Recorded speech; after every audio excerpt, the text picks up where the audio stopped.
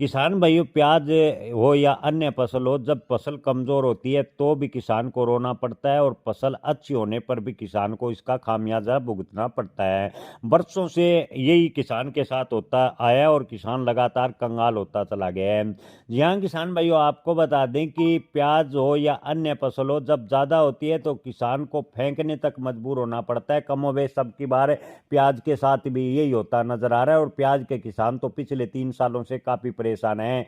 प्याज के भाव की बात करें तो 5 या 10 सालों में एक आध बार किसान को अच्छे भाव मिलते हैं, और अच्छे भाव की आस में किसान लगातार प्याज उत्पादन करता जाता है, और जो लगातार 5-7 साल घाटा सहने के बाद किसान को एक आध बड़े प्याज के भाव ठीक ठाक मिलते हैं। लेकिन उसी बीच सरकार कोई ऐसा फैसला लेती है जिससे किसान को बड़ा नुकसान उठाना पड़ता है। इस बार प्याज के उत्पादन की बात करें तो पिछले साल के मुकाबले 27 से 28% अधिक होने का अनुमान है। लेकिन निर्यात की बात करें तो निर्यात काफी हद तक प्रभावित है। सरकार की गलत नीतियों की वजह से भारतीय जो प्याज निर्यात होता था, वो बाजार भारत ने अपने हाथों से खो दिया। यानी सरकार की गलत नीतियों की वजह से जो देश भारत से प्याज लेते थे, उन देशों ने अन्य विकल्प तलाश लिए, और भारत का प्याज का निर्यात काफी हद तक प्रभावित हुआ, और इसका खामियाजा किसानों को भुगतना पड़ रहा है।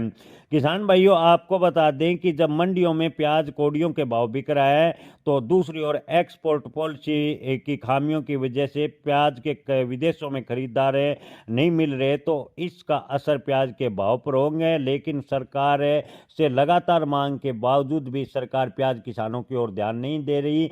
प्याज के भाव जैसे ही 20 या 25 रुपए के आसपास होंगे तो सरकार आनन फानन में प्याज के भाव गिराने की जुगत में लग जाएगी। लेकिन आज जब किसान अपनी मेहनत की कमाई सड़कों पर फेंकने को मजबूर हो रहा है, तो सरकार को दिखाई नहीं दे रहा, प्याज किसानों की हालत सरकार को नहीं दिखती। सरकार लगातार आंख बंद किए हुए तमाशा देख रही है।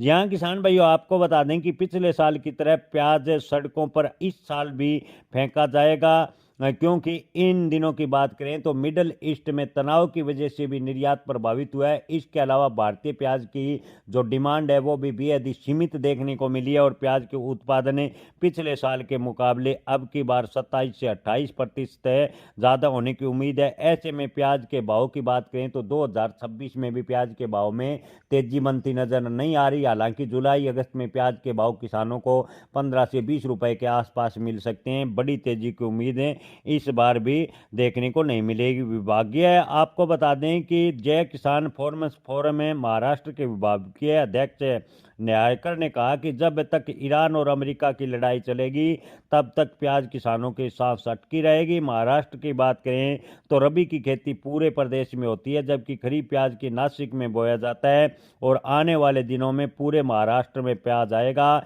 एक साथ प्याज की आवक आने होने से प्याज के खरीदार तक मिलने मुश्किल हो जाएंगे।